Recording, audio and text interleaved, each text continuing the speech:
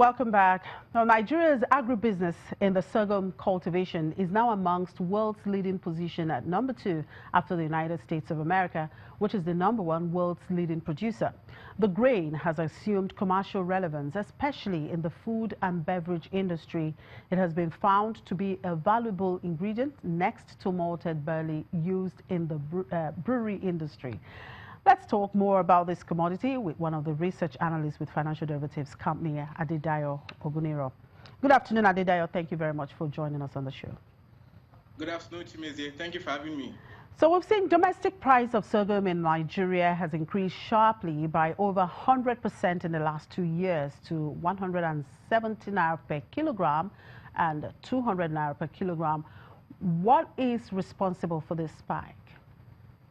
Okay, for the sake of the viewing public, let me start by clarifying some fundamental issues. You see, sorghum is also called guinea corn. In some parts, some people call it millet, and it is mainly produced in the northern part of the country, in the north central, northeastern, and the north western part of the country.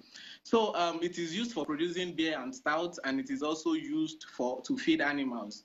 So, some people also consume it directly. All right. So in the last 2 years, a 50 kg bag, a 50 kilogram bag of sorghum was about 4,500 naira.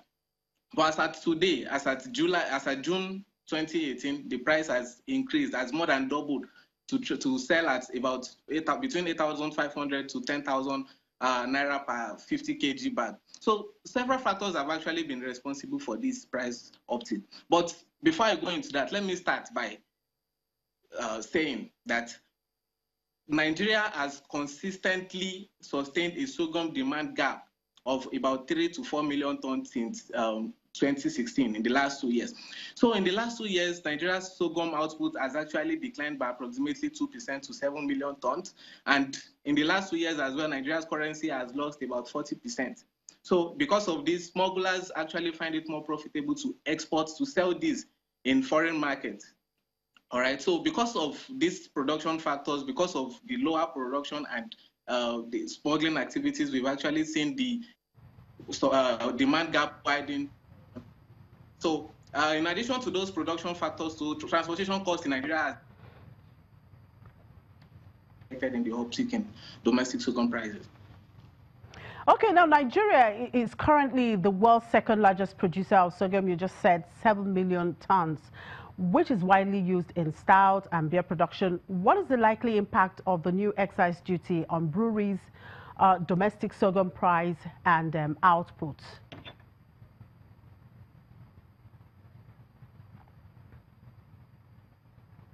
I seem to have lost Adedayo there. Well, the federal government wants more support from the private sector to complement the United Nations Sustainable Goals targets of 2030. At a meeting on a 700 million naira 4-year program of the British American Tobacco, policymakers explained that the focus is on small farm holders targeting commercial agriculture. Is he here with us? Everybody here has an account. Countries are increasingly acknowledging the significant role the private sector plays towards achieving popular projects and programs, which in most cases aligns with the SDGs, and in our own country aligns with the ERGP and the bolder strategy of government of diversification from mono economy of oil. This was the most encouraging trend observed in the analysis of the 43 reports at the 2017 United Nations High-Level Political Forum, organized under the auspices of the Economic and Social Council, to monitor yearly progress on the 2030 Agenda for Sustainable Development. Because the rural population accounts for nearly 3/4 of less privileged households in Nigeria.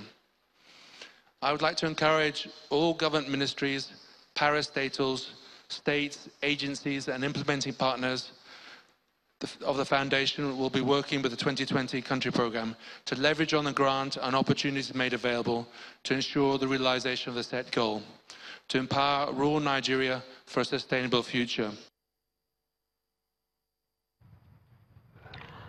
Right, to understand that Adedayo is back to us.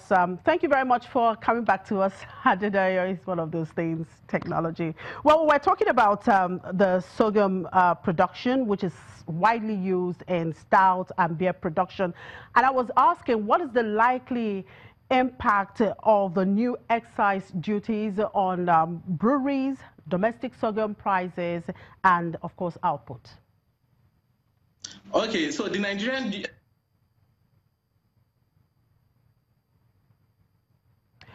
It's really not a good day today, but it's all well.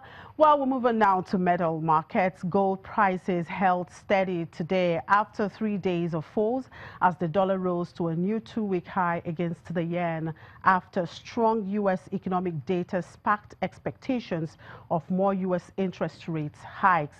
Spot gold was nearly unchanged at $1,291.40 per ounce.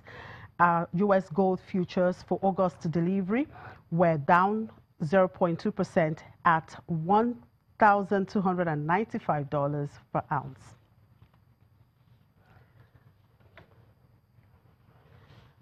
And Nigeria's Securities and Exchange Commission today in Lagos begins a series of roundtable and stakeholders towards the launch of the country's 3-year green bond market development program scheduled for Thursday. On Tuesday, FMDQ OTC Securities Exchange, in partnership with Climate Bonds Initiative, Access Bank PLC, the SEC, and other stakeholders, met to kick off a round of education explaining the concept of alternative financing instruments and the principles of green financing. A market-wide plenary for the market is scheduled for Wednesday, while the formal launch of the Green Bond program takes place at the FMDQ headquarters in Lagos on Thursday. And finally, the UK government has sold a 7.7% stake in Royal Bank of Scotland Group for £2.51 billion. UK Government Investments Limited, which controls the British government stake in RBS, placed 925 million shares at 271 pence each with institutional investors. The sale price was a 3.5% discount to RBS's closing price on Monday and leaves the government with a 62% stake in the lender, down from 70% previously.